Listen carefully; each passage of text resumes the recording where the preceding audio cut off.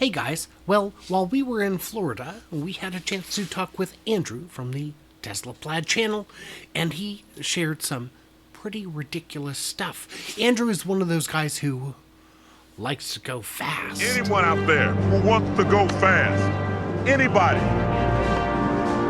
I want to go fast. Yeah, he does that. And we got a chance to talk to him. We got to hear about all the gritty details, all the races, all the runs, all the crashes. I'm Brian. Welcome to my Tesla weekend. So we're here with Andrew Lutz from the Tesla Plaid channel, the most exciting channel on YouTube. And I should know I've seen a couple. So, Andrew, I heard a shocking number today. How many runs have you done in the silver Model S? Yeah, our 2019 has been down the drag strip officially 1,001 times before we retired it. It's now our daily driver. And the two crazy statistics on that is, first of all, that the total maintenance cost was only 40 bucks. And what was it? We had a key fob battery and a set of wiper blades, and that's it. But otherwise, no issues, no maintenance. And the second thing is that 1,000th run was faster than all previous 999. And so many people were saying, oh, it's going to slow down, after a few hundred runs, you're killing the battery, etc. And I believe that. Yeah. I believe that 100%. Yeah. So you're telling me you never changed the oil? That's right. You never put new spark plugs in? No. Wow. No changing the coolant or Getting the carburetor tuned? Any spark plugs, and none of that stuff. So one of the early things on your channel was you were getting hit with a lot of track restrictions. Tell us what those were and how they've changed. Yeah, so that was a bigger issue with the 2021 Plaid that we got last July.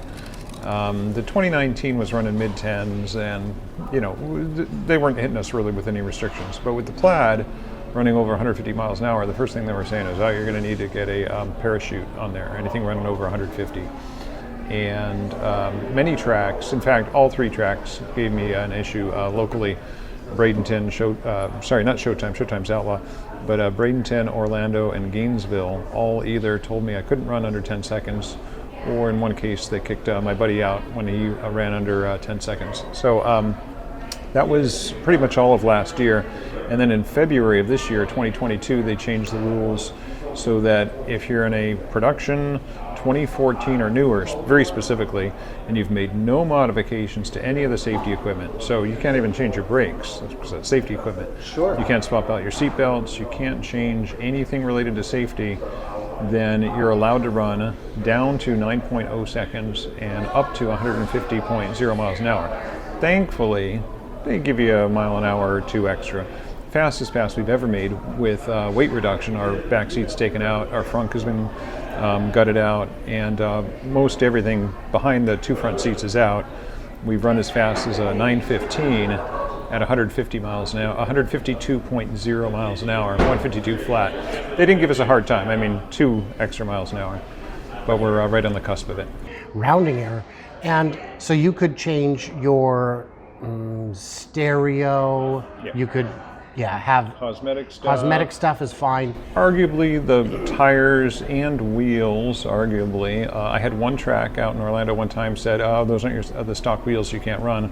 When in fact they were the stock wheels, they just had the aerodynamic covers taken off. Oh. But he thought they were a different set of wheels altogether. So, I'd put it in the category of if a track wants to be ticky-tack because you're making other cars look bad or something like that, then they can start to get on your case and say, do I see any modifications here? But I've been very careful to keep the car legal, to always have all my safety gear every time I show up. And I've also got my level 6 NHRA license, which allows me to run down to 7.5 ETs, 7.5 seconds in the quarter mile. I'm not going to be doing that anytime soon. But so I'm covered in all categories. But even then, if they said our insurance won't allow, well, then I'd potentially be out of luck. But, I'm totally in line with the NHRA rules anyway. So if you wanted to travel, you could still race? Yeah.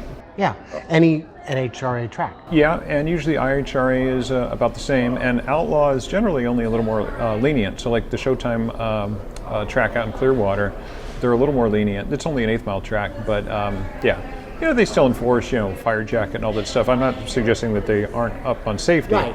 I'm just saying that they don't give you a hard time about, Yeah. yeah. The fine details. Now, I know at one point you were considering getting a second Plaid that you were going to put a roll cage and all that. Didn't have to do that? Yeah, I don't see a point in doing it. I mean, our Plaid is our dedicated car, and there was a short time where we had 2 Plaid Model S's, and we also had a Model X Plaid earlier this year for a short time. I didn't care for it a lot. I don't like the higher up, SUV kind of feel, and on the drag strip, I didn't feel as planted as I do in a Model S. So after just a few passes, I said this isn't for me. So we let that one go. So we're just down to 1 Model S that's partly gutted, I'll say. We both have both front seats in. We've got all 20 speakers in, subwoofers in, all the airbags are in. So there's other people out there that have gutted it completely and are running high 8s, but not legal to NHRA rules. Right. Yeah. So how do other drivers of other cars feel about you and the Plaid? Well, there's a lot of misconceptions on that. I would say that most people expect that most other drivers would be a little bit hostile. And I find that probably 80% of the other cars that I race, the drivers are curious. Mm-hmm. I've had several guys say, wow, I wish I could afford a Tesla, or maybe my next ride needs to be a Tesla because I'm tired of breaking parts and always fixing things. So I'd say about 80% are positive. 10% might be kind of slightly, standoffish, and then maybe only the other 10% are kind of outright like, that's not a real car, or, it's a toaster, all those ridiculous appliance comparisons. So who declines to race you? Money racers, usually, because money racers are hustlers and they don't want people knowing their times. So maybe they're running, say, a lot of the money racer guys are 8th mile racers, not quarter mile. So maybe they're running a 620 or a 630. There was one particular car, I shouldn't mention it specifically, but there was one on the channel that we had a build up to, okay, we're going to race this car, and then I had to cut the part where we actually raced the car because you could figure it out. Yeah, because if I beat the guy by, a car length, that's a 1/10 of a second, and, you'd say, okay, the guy's ran a 6:10 because here's my time slips as a 6:0 or whatever. But, so I'd say money racers for the most part, and then occasionally somebody with a really big ego that just doesn't want to get beat in front of their girlfriend or wife or something like that. But the majority of cars that I approach, talk to them in the parking lot, they're open to racing. So my next question was going to be, why won't they show their times? And the answer is Money. Money. Yeah. Because you can't hustle people. Yeah, you can't hustle if everyone knows the the time secret you're sauce is known. Yeah. So I've seen you do some pretty absolutely bonkers reaction times. What's your best, worst, and average? I would say average, when it's a race that means something, is half a tenth, or what's called a 50 in drag racing terms. It's a .050 or under. Maybe a 40 to a 50, that's 40 to 50 thousandths of a second would be my average. I try not to cut it too close, because then you red light and you lose the race before the race has started. Thankfully, I haven't had too many red lights lately. I can remember maybe one in the last 3 months, which is really a pretty good stretch. The one I remember was you said, I know I'm gonna, because you were staged too far forward. Too far forward. That was that one. But other than that, just in the last couple of months, I've had 2 double-zeros, which is outstanding. And dangerous. Yeah. In danger of running the red light. One was against a dragster, and I needed everything I get. I mean, it was a legit real dragster out of Bradenton, and he did beat me, and but I put everything on the line, and I had a double-zero reaction. Then there was another against a green nitrous Nova out at Showtime where I had double-zero, and were they both O-zeros or O? I think they were both O1s or O-zeros, but those are rewarding, but if you get a 000 negative, I've had 000 negatives, I think once in the last couple of years. I've also had a 000, legit 000, and they give you $50 for that, so that's a nice little bonus.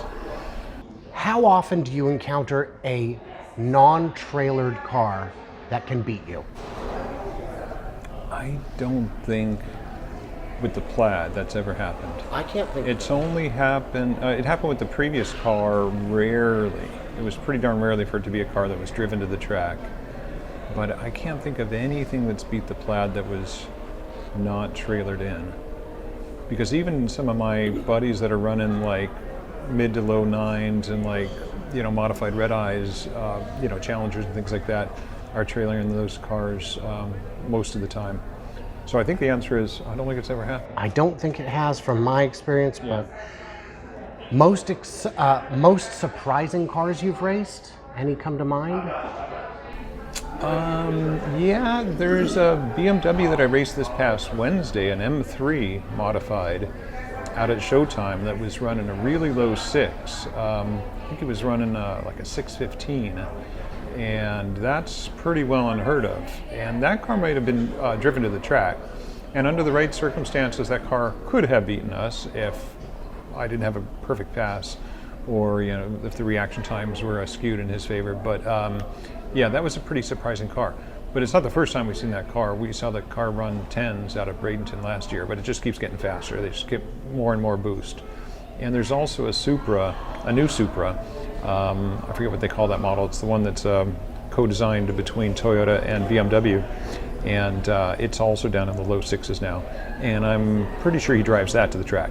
So those are two driven-in cars that can potentially compete with the Plaid. They're not quite there yet.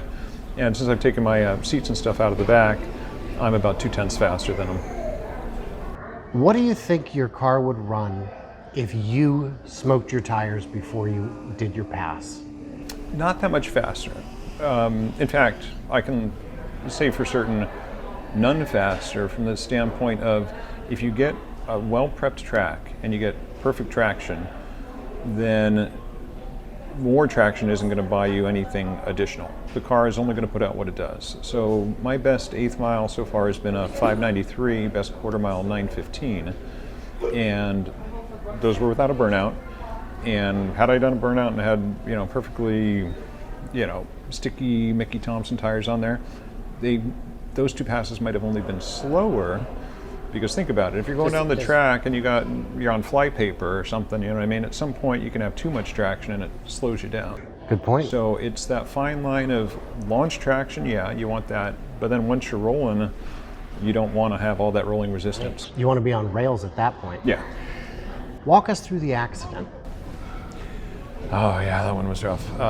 So I had raced that truck before, twice. I beat it once and it beat me once, so we were 1-1.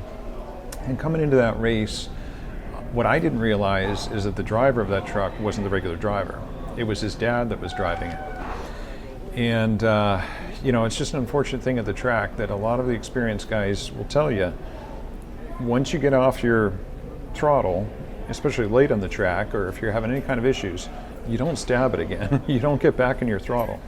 And if you watch that race, you'll see that the drag truck red lit, so he'd already lost the race. I'm still running for my best time. I mean, I paid my track fees and I'm trying to get good time slips. So I'm still making my pass, but he's lost. And he's ahead because he red lit, he jumped out.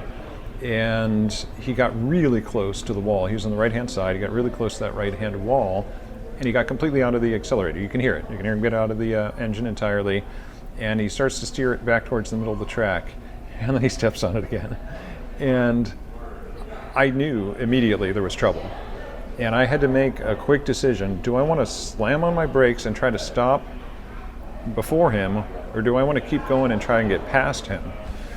And it's just one of those decisions you got to make in a heartbeat. And I made the right decision because, after he hit me, he T-boned the Jersey wall violently. And he was blocking my entire lane, if I'd have slammed on my brakes, there's nowhere for me to go. And I wouldn't have been able to stop in time. I was doing almost 120 at that point. At the moment that he hit me, I was doing 115 miles an hour. I've confirmed it with the video. And the crazy thing is he hit that back corner of my car. And anybody who ever watches police chases or things like that knows there's this thing called the pit maneuver. And on the pit maneuver, what you want to do is you want to hit the back fender of the car right behind the axle and push it just from that side, on that rear quarter panel. And that's exactly where he hit me. Right. He did like a perfect pit maneuver at over 100 miles an hour onto the back of my car. It's a small miracle that my car didn't even get off its line, right?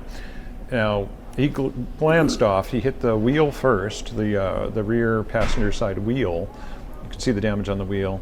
Took out, put a lot of damage on both the quarter panel, the bumper, and took out the tail light, and glanced off and hit the Jersey wall violently, completely totaled that S10 truck. And by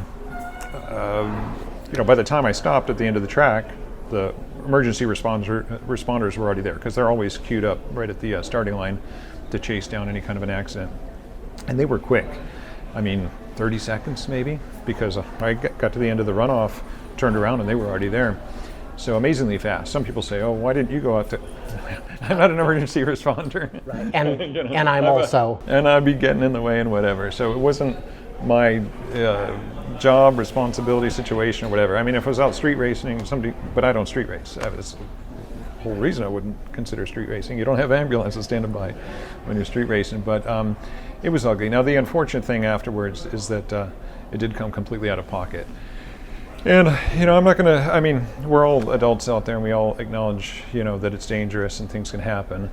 But as many people have said to me, including some of the track employees, is if I and my Tesla had crossed the center line and hit somebody, would they have let me get away with not paying for their damages? And everyone says, hell no, they wouldn't. They'd take you to court or something. Right. Now, insurance doesn't pay for any kind of motorsport stuff. We've looked into motorsports insurance. Actually, long before that accident, we looked into it, and it was $30,000 a year, so we're not going to pay that. But so I paid it out of pocket. It was about $5,000, but it could have been a whole lot worse.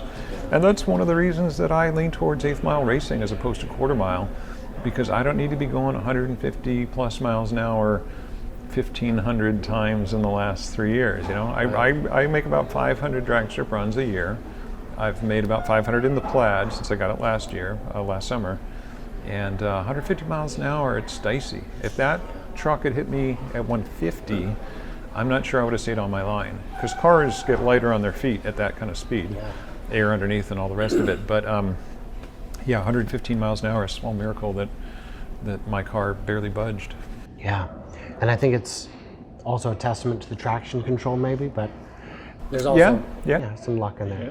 Well, Andrew, thank you for taking the time. Absolutely, Brian. Yeah, it's a pleasure. Yeah. All right. And so there it is, and there you go. That was the interview with Andrew. He's, I don't know. He's got a need for speed that kind of defies my understanding, but I love it. I respect it. I get it. So what did we miss? What do we misunderstand? Leave us all your thoughts, your wisdom, your blind and brilliance, your juicy comments into them, comments below. And stay tuned, stay juicy. And I cannot wait to hear from you clever robots on the flippity flop.